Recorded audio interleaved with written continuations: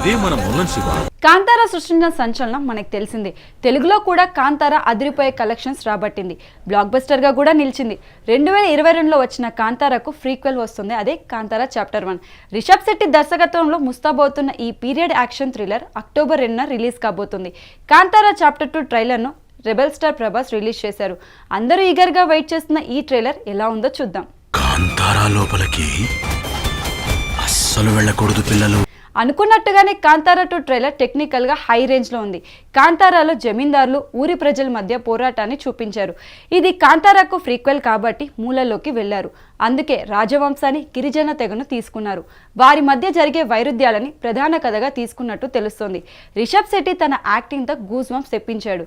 Trailer లో visual effects అదిరిపోయింది, graphics work అద్భుతంగా ఉంది. రుక్మిణి వసంత్ మహారాణి పాత్రలో హుందాగా అందంగా కనిపించింది. కాంతారా పార్ట్ 1కి మించి పార్ట్ 2 ఉండబోతుందని అర్థమైపోతుంది. కాంతారా మాదిరిగానే కాంతారా చాప్టర్ 1 సైతం గ్రాండ్ గానే తెరకెక్కించినట్టు ఈ ట్రైలర్ చూస్తేనే అర్థమవుతుంది.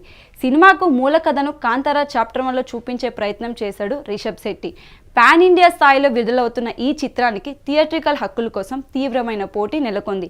తెలుగులో ఈ సినిమాను గీతా ఆర్ట్స్ పంపిణీ చేస్తుండగా నైజాంలో మైత్రి ఫిలిమ్స్ విడుదల చేస్తుంది. తెలుగు రాష్ట్రాలలో ఈ చిత్రాలని మొదటి రోజు భారీ వసూలు వస్తాయని సినీ విశ్లేషకులు అంచనాలు వేస్తున్నారు. అందుకు తగ్గట్టుగానే భారీ స్థాయిలో విడుదల ఏర్పాట్లు జరుగుతున్నాయి. ఎలాంటి అంచనాలు లేకుండా రిలీజ్ అయిన పార్ట్ 1 14 కోట్ల తెరకెక్కించారు. దేశవ్యాప్తంగా కాంతారా 400 కోట్లు రాబట్టింది.